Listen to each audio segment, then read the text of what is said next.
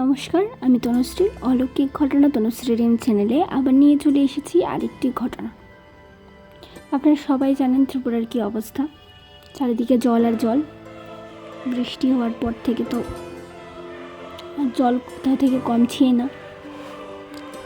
তো ত্রিপুরার বাইরে থেকে যারা শুনছেন তারা ত্রিপুরার জন্য একটু প্রার্থনা করবেন, যাতে ত্রিপুরার যেই সমস্ত লোকগুলি বাড়ি ঘর ছেড়ে এখন ত্রাণ শিবিরে আছে তারা যেন ওদের বাড়িঘর সব কিছু আবার ফিরে পায়, ত্রিপুরা যেন আবার আগের অবস্থায় ফিরে আসে।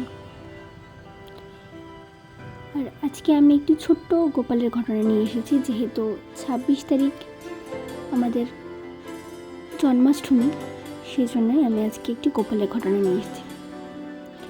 একটি বাড়িতে গোপাল আছে, সাথে সেই মায়ের কোলের আরও দুটি বাচ্চা যমজ।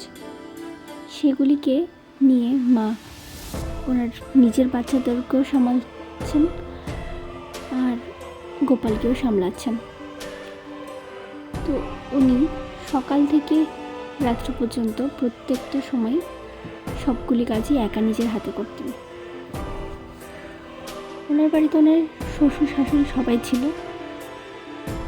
অনেক আগেকার যেহেতু ঘটনা, তখনকার তো একা কোনো পরিবার ছিল না, তখন ফুল ফ্যামিলি ছিল, একসাথে সবাই ছিল। কিন্তু উনি বেশিরভাগ সময়টা পুজোটা নিজের হাতে দিতেই পছন্দ করতেন। একদিন ওনার শরীরটা একটু খারাপ লাগছিল, ওনার বাচ্চাগুলিও ছোটো ছিল, সেই জন্য উনি ভাবলেন যে আজকে আর পূজাটা উনি দেবেন না, আজকে উনি একটু স্নান টান করে বাকি কাজ টাজ করে উনি একটু শুয়ে থাকবেন, তো ভাবছেন। যাই হোক, উনি যা কিছুই করুক না কেন, ওনার বাচ্চাদের তো ওনার খাবার দিতেই লাগবে। ওনার বাচ্চাগুলি ছিল 4 বছরের ছিল, 3 কি 4 বছরের ছিল। তো উনি কী করলেন, ওনার বাচ্চাদের জন্য রান্না করলেন। করার পর উনি সারা বাড়ির কাজকর্ম সব শেষ করলেন। শেষ করে উনি কী করলেন, ওনার বাচ্চাদের এসে স্নান টান করালেন, খাবার দিলেন, দিয়ে উনি আবার চলে গেলেন বাকি কাজ। কারণ উনি ভাবছিলেন যে দুপুরের মধ্যে সব কাজটা সেরে উনি একটু ঘুমাবেন।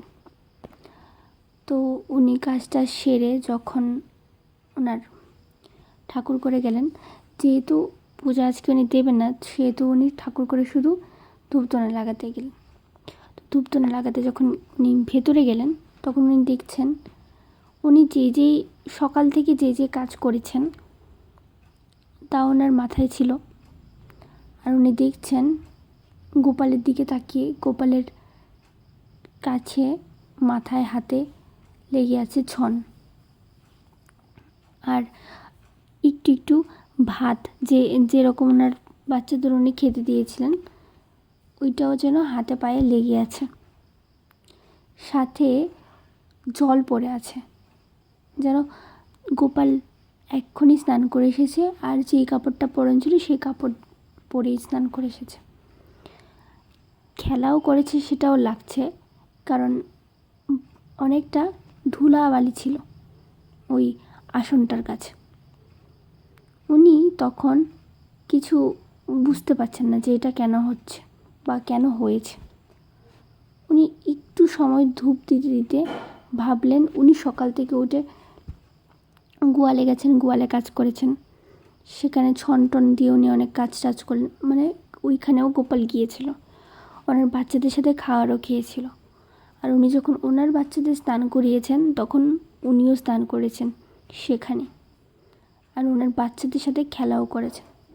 উনি সেখানে বসে একটু ধূপ দিয়ে তখনই সাথে প্রসাদ টসাদ দিলেন, প্রসাদ টসাদ দিয়ে পূজা টুজা করলেন। বেরিয়ে এসে ওনার একটু সন্দেহ হচ্ছিল, তো ওনার বাচ্চাকে উনি বলছিলেন যে এতভাবে নষ্ট করেছিস কেন, ভাত ফেলেছে। তো ওনার বাচ্চা বলছিল যে আমি তো ফেলে নষ্ট করিনি, আমাদের সাথে আরেকটি ভাই এসে খেয়েছিল। ওনার 2টি সন্তানই কিন্তু মেয়ে ছিল। তো ওই বাচ্চা দুটি বলছে যে ওনাদের সাথে, ওই বাচ্চাদের সাথে নাকি আরেকটি বাচ্চা এসে, ভাই বলে যাকে সম্বোধন করছিল সেই ভাই এসে নাকি ভাত খেয়েছে, আর ও যখন খাচ্ছিল তখন একটু একটু ভাত পড়ছিল নিচে। তারপর নাকি ওদের সাথে প্রায় 1-1.5 ঘন্টা ধরে, যতক্ষণ উনি বাইরে কাজ করছিলেন ততক্ষণ নাকি ওই ভাইটি ওই মেয়ে দুটোর সাথে খুব খেলাও করেছে। সেটা শোনা মাত্র তো উনি খুব ভালোও লাগছিল ওনার, আবার খুব খারাপও লাগছিল যে উনি ভেবেছিলেন যে আজকে উনি ওনার বাচ্চাদের ঠিকই খাওয়াবেন, কিন্তু পূজাটা উনি দেবেন না। যেহেতু উনি পূজা না দেবেন না বলে মনস্থির করেছিলেন, সেই জন্য কিন্তু ঘটনাটি ঘটেছিল। আর উনি তখন গিয়ে গোপালের কাছে ক্ষমা প্রার্থনা করেন আর বললেন যে আমি আর কখনো এরকমটা করব না, যদি না পারি তাহলে অন্যকে দিয়ে হলো তোমার সেবা ঠিক করাবো। গোপালের কিন্তু এরকম ছোট্টখাট্টো ঘটনা অনেক আছে। আরেকটা ঘটনা তো আমি শুনেছিলাম যে একজনের বাড়িতে গোপাল আছে, ওনার গোপালকে উনি খুব স্বাদ করে মাথা থেকে পা পর্যন্ত খুব সুন্দর করে সাজিয়ে রাখেন। একদিন উনি বাড়িতে ওনার ঘরে আছেন, ওনার পিরিয়ড চলছিল, উনি পুজো দিতে পারছিলেন না, তো উনি ওনার রুমে আছেন। হঠাৎ উনি শুনছেন যে নূপুরের আওয়াজ। উনি ভাবছেন যে আমার বাড়িতে তো কালিমা নেই, তাহলে নূপুরের আওয়াজ কোত্থেকে হচ্ছে। উনি একটু ভয়ই পেয়েছিলেন, কারণ ওনার ঘরের চারপাশে যেন তা ঘুরছে এরকম একটা। তো উনি একটু ভয় পেয়েছিলেন, বাড়িতে ওনার কেউ ছিল না সেজন্য। পরে যখন উনি একজনের সাথে আলোচনা করেছেন তখন নাকি জানতে পেরেছে যে গোপাল এরকম, যখন গোপালের পুজো আচ্ছা না করা হয় তখন নাকি গোপাল একটু এরকমভাবে চলাফেরা করে। আর এমনিতেও গোপাল একটু চঞ্চল তো সবাই জানে, তো সেই জন্য গোপাল সারা বাড়ি হাঁটবে, সারা বাড়ি খেলে বেড়াবে, এরকমটা হবে। আজকের ঘটনাটি কীরকম লাগলো আপনাদের তা কিন্তু অবশ্যই কমেন্ট করে জানাবেন। আর ভালো লাগলে আপনার প্রিয়জনদের সাথে কিন্তু চ্যানেলটিকে শেয়ার করে নেবেন। তো দেখা হচ্ছে পরবর্তী একটু এপিসোডে। ততক্ষণ আপনাদের কাছে অনুরোধ যে ত্রিপুরার জন্য আপনারা একটু প্রার্থনা করবেন। টাটা।